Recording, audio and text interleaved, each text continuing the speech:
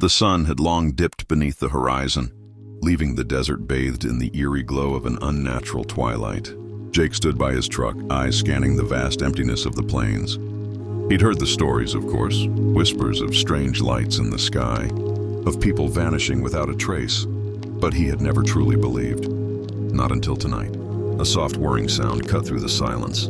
Distant at first, but growing louder with every passing second. Jake's grip tightened on the flashlight in his hand, his breath catching in his chest. The night air felt thicker, almost suffocating, as if the world itself was holding its breath.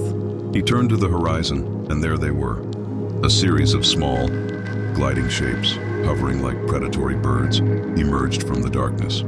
Their forms were sleek, their movements impossibly fast and precise. The air crackled with a low hum that resonated deep in his chest. "Not again," he muttered under his breath, realizing that these were no ordinary lights. These were not drones or experimental aircraft. They were alive. The first of them dropped silently to the earth, landing with a fluid grace that defied any earthly technology Jake had ever seen. It was tall, its elongated limbs shifting unnaturally, its skin a pale, translucent gray that seemed to shimmer as if woven from the very air itself.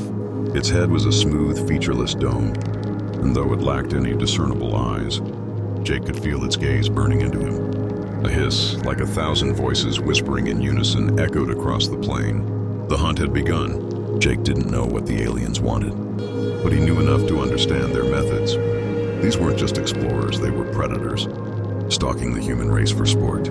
He had seen the evidence in the abandoned towns, the scattered remains of those who were taken. No one had ever come back. With no time to think, Jake scrambled for the truck, the sudden need for escape overriding every instinct he had. But before his hand could even touch the door handle, he heard it, the unmistakable snap of something breaking the air. In one smooth, terrifying motion, the creature shot forward, its long limbs moving within human speed. Jake barely had time to react before he was slammed to the ground. The wind knocked from his lungs.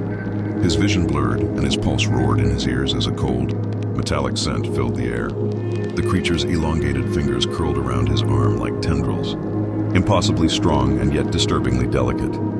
Its body was alien in every sense. No warmth, no softness, just the cold hardness of something not meant for this world.